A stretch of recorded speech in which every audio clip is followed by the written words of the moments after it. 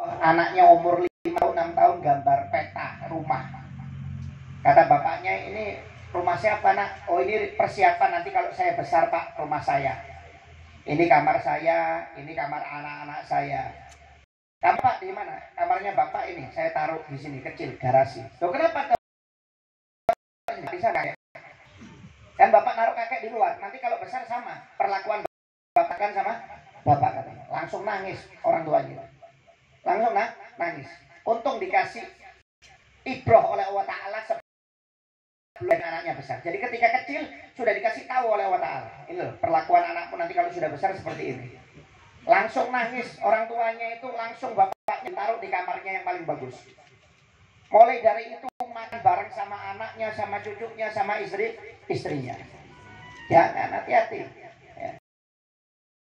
Yang nggak menghiraukan orang, kalau besar nggak bakal hiraukan kita. Anda boleh coba kalau nggak percaya.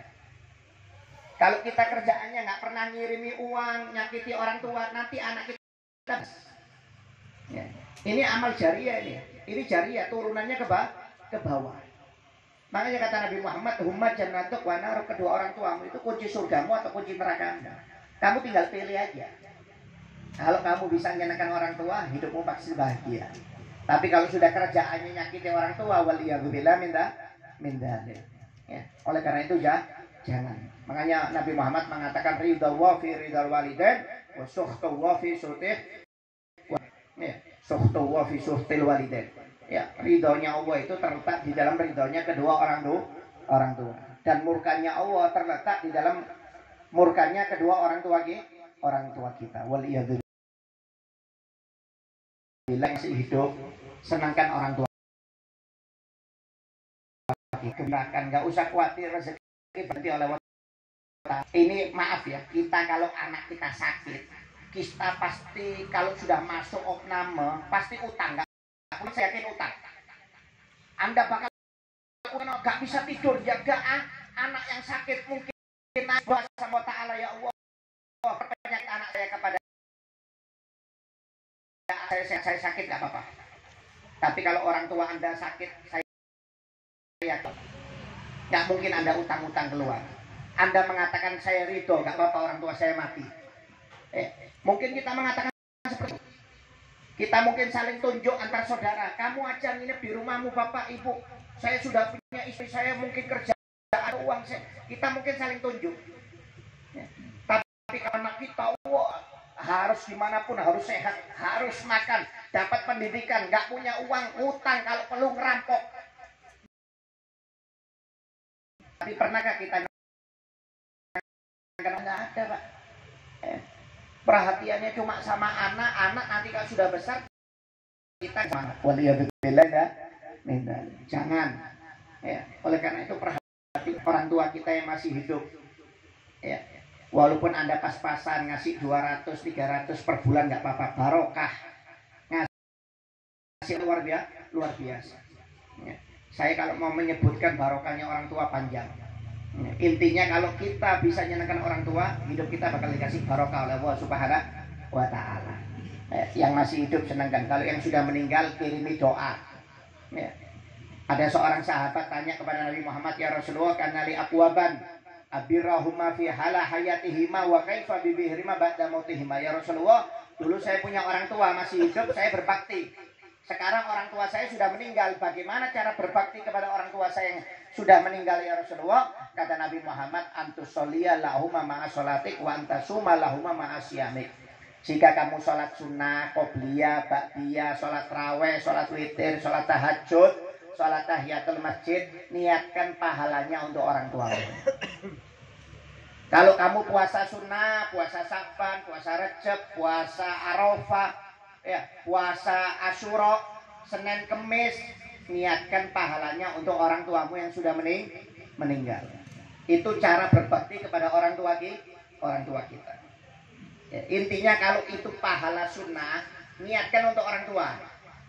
Ya, bahkan dalam hadis yang lain, Ahmad pernah diriwayatkan oleh Siti Aisyah, ya, ada seorang laki-laki datang kepada Nabi Muhammad, ya Rasulullah,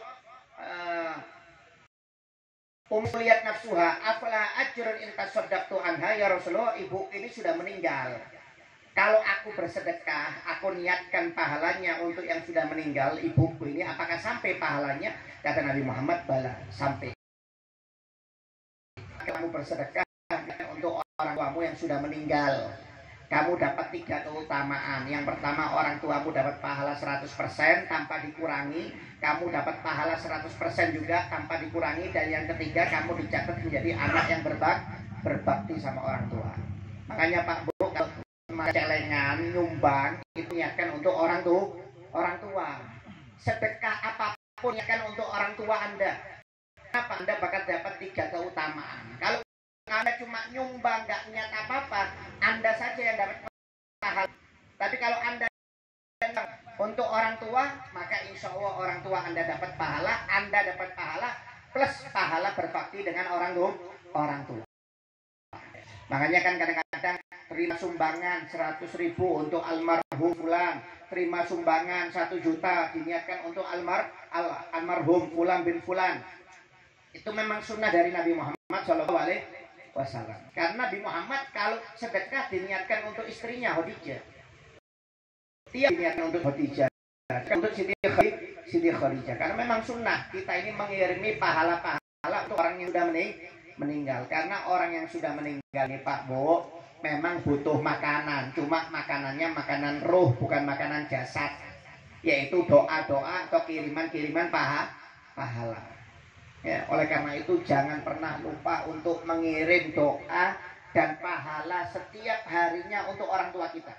Anda masuk masjid, tahiyatul masjidnya, dia niatkan untuk orang tua. Mau sholat tahajud, sholat duha, niatkan untuk orang tua. Sedekah, baca Quran, zikir, sholawat, niatkan semuanya untuk orang tua. Pasti bahagia orang tua kita. Ya. Tapi kita nggak pernah ngirimi Pak pahala sama orang tua kita, jangan harap anak kita bakal ngirimi kita, nggak ada harapan.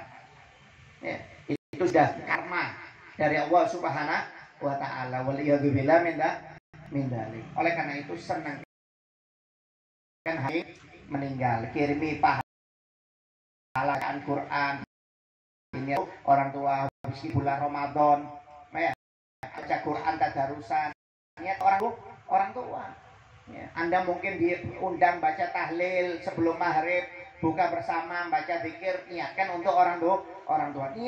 Niatnya untuk saya sudah meninggal. Ya, orang tua kita bakal bahagia nanti dikubur. Ya, orang tua bakal bahagia. Dalam hadis Nabi Muhammad SAW, ya, seorang anak yang tidak pernah lupa mendoakan orang tuanya di dalam doanya, Rabbi firli wali walidayya warhamhuma kama rabbayana shaghira, maka rezeki anak tersebut tidak akan terputus, bahkan ditanggung oleh Allah Subhanahu wa Ta'ala. Ya, cuma doakan orang tua loh, itu datangkan rezeki. Anda belum berbakti loh ya, Anda belum menyenangkan, cuma doa orang tua, Rabbi firli wali walidayya, Rabbi firli wali walidayya, itu rezeki Anda gak bakal putus, kata Nabi Muhammad. Seseorang datang kepada Sayyidina Ali bin Abi Thalib, dia mengeluh rezekinya susah, tiap usaha bangkrut, tiap kerja gak sukses.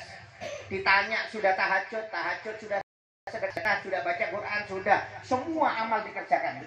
Terakhir ditanya, sudahkah kamu mendoakan orang tua dalam doamu? Gak pernah. Karena itu rezekimu ditahan oleh Allah Subhanahu wa Ta'ala. Ya, ditahan Pak. Kita kalau gak pernah doakan tua kita, rezeki ditahan. Ya, oleh karena itu mudah-mudahan Sahihul Bait ini rezeki dikasih barokah oleh Allah Subhanahu wa Ta'ala. Kita yang selalu mendoakan orang tua kita, insya Allah rezekinya dikasih, dan mudah-mudahan anak kita jadi anak-anak yang berbakti kepada kita semuanya. Amin ya rabbal alamin. Dalam hadis ya, Nabi Muhammad SAW ketika naik mimbar, Nabi Muhammad mengucapkan amin 3 kali. Setelah selesai turun dari mimbar atau khutbah, sahabat tanya, ya Rasulullah, kenapa kamu mengucapkan amin 3 kali? Padahal di antara kita tidak ada yang berdoa, tapi kamu mengucapkan amin. Kata Nabi Muhammad, ketika di tengah-tengah mimbar itu khutbah itu, malaikat Jibril berdoa dengan 3 doa, dan aku diperintahkan untuk mengamini doanya malaikat Jibril. Yang doa malaikat Jibril Pak, yang mengamini Nabi Muhammad, insya Allah gak ditolak. Kalau saya yang berdoa, Anda yang mengamini, atau sebaliknya masih muter-muter doanya, ya, Pelabanan, balik lagi ke Tanjung Batu, nanti ke Batu Putih, ke Labuan Cermin, nggak jelas. Muter kemana nggak jelas. Tapi kalau sudah malaikat Jibril yang berdoa, Nabi Muhammad yang mengamini, insya Allah tidak ditolak. Tapi ini doanya bukan doa bagus. Yang pertama malaikat Jibril berdoa, ya Rasulullah, man adraka abawahi ahadima falam yabirrohuma aw ahadima ahadallah. Wahai ya Rasulullah, wahai Muhammad, barang menangi kedua orang tuanya masih hidup atau salah satunya masih hidup dan dia tidak mau berbakti kepada kedua orang tuanya atau salah satunya masih hidup, mudah-mudahan orang tersebut jauh dari rahmatnya Allah. Amin. Muhammad Shallallahu Alaihi Wasallam. Orang yang nggak berbakti kepada orang tuanya nggak bakal dapat rahmatnya Allah Subhanahu wa Ta'ala. Waliyadzubillah min dzalik. Jangan alasan kita beda paham sama orang tua, jangan. Ya, beda paham biasa.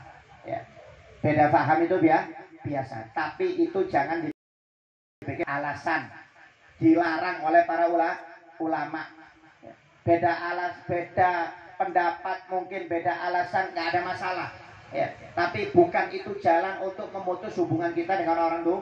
Waliyadzubillah min dzalik. Kemudian yang kedua, ya, malaikat Jibril berdoa, man adraka Ramadan falam yughfarla at'adahuwa. Wahai Muhammad, barang siapa yang menangi bulan Ramadan kemudian keluar dari bulan Ramadan, dia dosanya belum diampuni oleh Allah Ta'ala, mudah-mudahan dia jauh dari rahmatnya Allah Subhanahu wa Ta'ala. Amin, kata Nabi Muhammad Shallallahu Alaihi Wasallam. Ya. Hati-hati, habis ini masuk bulan Ramadan. Masuk yang senang, jangan dibalik, masuknya sumpek, keluarnya senang.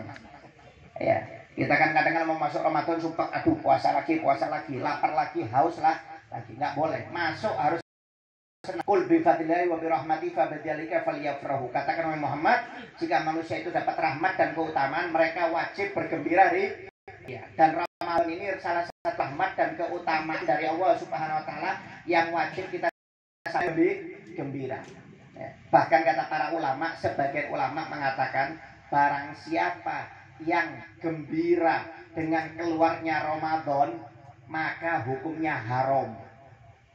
Kita kan kadang-kadang suka ngitung, Pak, alhamdulillah seminggu lagi lebaran, alhamdulillah 3 hari lagi lebaran.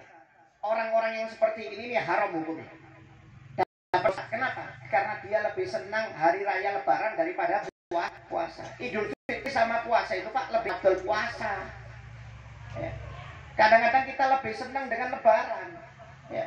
Dianggap beban ini sudah lepas kalau Ramadan. Waliyadzubillah min dzalik. Padahal para ulama solihin itu kalau masuk bulan Ramadan mereka gembira, kalau keluar bulan Ramadan mereka nangis. Ya. Mereka nangis, Pak. Kenapa? Karena belum tentu menangi bulan Ramadan yang akan datang. Anda ini, maaf, kita yang duduk di sini, Anda bisa jamin Ramadan ini Anda masih bisa hidup. Gak ada jaminan, Pak. Anda jangan menyangka, kasih insya hidup. Gak ada jaminan. Setiap kita 1 menit ke depan gak ada jaminan. Ya. Kalau Ramadan pasti kembali. Cuma kita ini kembali apa enggak, itu yang jadi permasalahan. Makanya para ulama kalau sudah keluar bulan Ramadan mereka menangis. Kenapa? Takut gak bisa menangi bulan Ramadan yang akan datang. Berapa banyak keluarga kita, kawan-kawan kita, ya, sahabat majelis kita, kemarin ada yang meninggal, ada Latif meninggal, padahal orangnya tahun kemarin puasa sama kita, sehat. Ya. Mungkin sebelum Ramadan kita nyusul. Ya.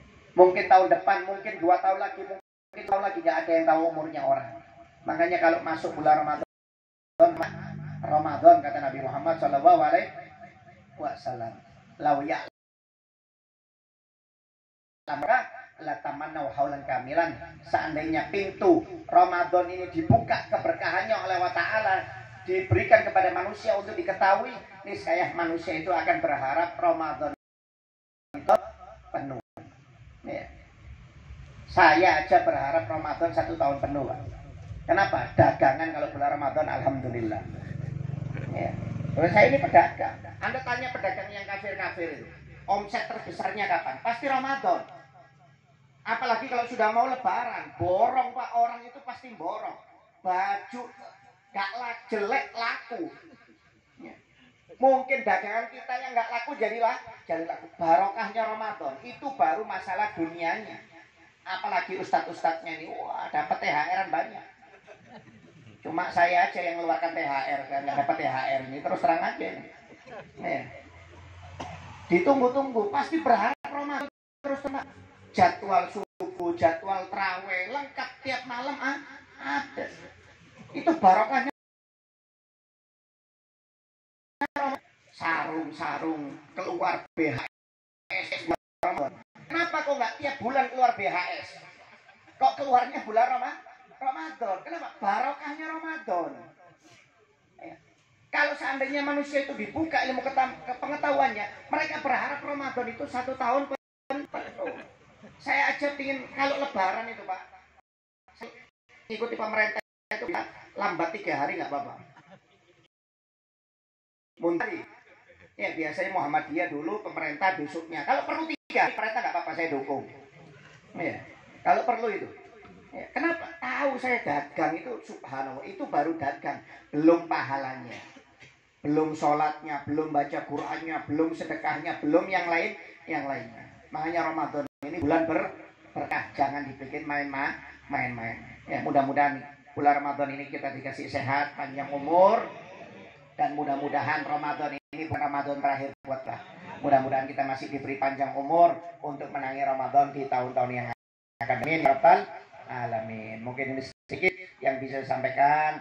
Jika ada kesalahan atau kurang dalam penyampaian, sekali lagi saya mohon maaf. Apa-apa yang benar dari Allah Subhanahu wa taala, yang salah itu dari pribadi saya sendiri. Wabillahi taufiq wal hidayah, wa ridha wal inayah. Wassalamualaikum warahmatullahi wabarakatuh.